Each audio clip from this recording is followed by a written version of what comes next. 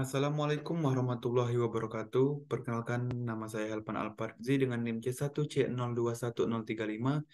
Kali ini saya akan mempresentasikan makalah saya yang berjudul Pengantar Akuntansi Keperlakuan dengan dosen pembimbing Bapak Dr. Wirmi Eka Putra, SEMSI. Untuk yang pertama yaitu adalah pengertian akuntansi keperlakuan. Akuntansi merupakan satu sistem untuk menghasilkan informasi keuangan yang digunakan oleh para pemakai dalam pengambilan keputusan bisnis.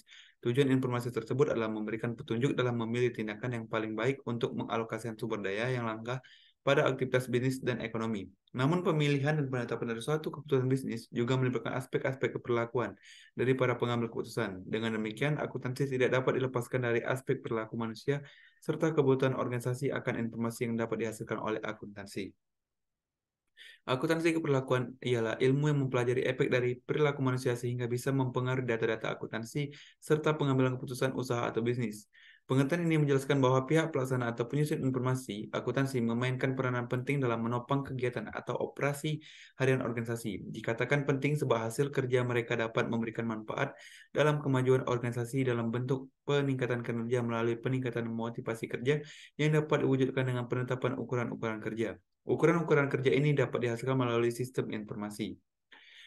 Untuk yang berikutnya adalah kerangka akuntansi keperlakuan. Yang pertama adalah untuk memahami dan mengukur dampak proses bisnis terhadap orang-orang dan kinerja perusahaan.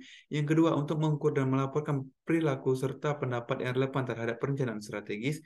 Yang ketiga, itu untuk mempengaruhi pendapat dan perilaku guna memastikan keberhasilan implementasi kebijakan keperusahaan.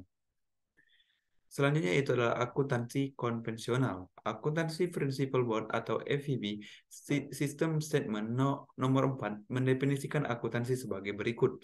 Akuntansi adalah suatu kegiatan jasa, yang mana fungsinya adalah memberikan informasi kuantitatif, terutama yang bersifat keuangan, mengenai suatu entitas ekonomi yang dimasukkan untuk digunakan dalam pengambilan keputusan ekonomi, sebagai dasar dalam memilih di antara beberapa alternatif. Dari definisi di atas, dapat dilihat bahwa akuntansi pada dasarnya juga dirancang untuk memenuhi kebutuhan praktis. Artinya, teori akuntansi memiliki hubungan yang bersifat definitif dengan praktik akuntansi. Selanjutnya itu akuntansi sebagai suatu sistem informasi. Yang pertama yaitu akuntansi adalah sistem. Manajemen, pengguna, dan personal sistem diperlukan dalam pengembangan sistem. Umumnya, kelompok perancang atau tim proyek pengembangan sistem meliputi para pemakai, analis, dan wakil manajemen untuk mengidentifikasi kebutuhan pemakaian sistem, mengembangkan spesifikasi teknis, dan mengimplementasikan sistem baru. Filosofi dari perencanaan sistem yang berorientasi pada pemakaian membantu untuk membentuk perilaku dan pendekatan yang baik dalam mengembangkan sistem dalam konteks organisasional. Yang kedua yaitu akuntansi adalah informasi. Selain masalah sistem, akuntansi juga dapat dipandang sebagai suatu informasi. Informasi yang diperlukan oleh manajemen harus memiliki karakteristik seperti akurat dan tepat waktu. Tersedianya informasi secara cepat, relevan, dan lengkap lebih dikarenakan adanya kebutuhan yang sangat dirasakan oleh masing-masing unit bisnis untuk mendapatkan posisi keunggulan kompetitif. Selanjutnya itu adalah perkembangan sejarah akuntansi keperlakuan. Riset akuntansi keperlakuan merupakan suatu fenomena baru yang sebenarnya dapat ditelusuri kembali pada awal tahun 1960-an. Walaupun sebenarnya dalam banyak hal riset tersebut dapat dilakukan lebih awal. Studi terhadap perilaku akuntan atau perilaku dari non-akuntan telah banyak dipengaruhi oleh fungsi akuntansi dan laporan. Menurut Hofstede dan Kinner tahun 1970. Riset akuntansi keperlakuan meliputi masalah yang berhubungan dengan pertama yaitu pembuatan keputusan dan pertimbangan oleh akuntan dan auditor. Yang kedua yaitu pengaruh dari fungsi akuntansi seperti partisipasi dalam menyusun anggaran, karakteristik sistem informasi dan fungsi audit terhadap perilaku baik karyawan, manajer, investor maupun wajib pajak. Yang ketiga yaitu pengaruh hasil dari fungsi tersebut seperti informasi akuntansi dan penggunaan pertimbangan dalam pembuatan keputusan. Materi yang berikutnya adalah landasan teori dan pendekatan akuntansi keperlakuan. Dari pendekatan yang pertama yaitu dari pendekatan normatif ke deskriptif.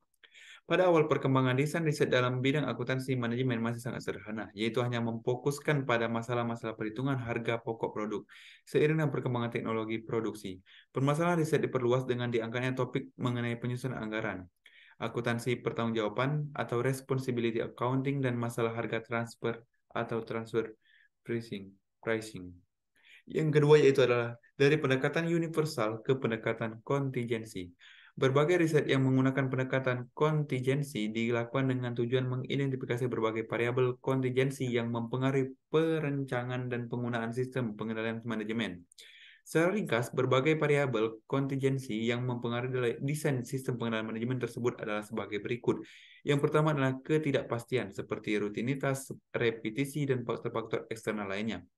Yang kedua yaitu teknologi dan saling ketergantungan, seperti proses produksi, produk massal, batch yang kecil atau besar, dan lainnya. Yang ketiga yaitu industri, perusahaan, dan unit variabel seperti kendala masuk ke dalam industri, rasio konsentrasi, dan ukuran perusahaan.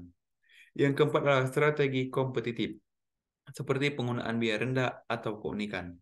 Yang kelima yaitu adalah faktor-faktor yang dapat diamati, seperti desentralisasi, sentralisasi, budaya organisasi, dan lainnya. Mungkin itu saja materi yang dapat saya sampaikan. Untuk presentasi hari ini, saya ucapkan wassalamualaikum warahmatullahi wabarakatuh.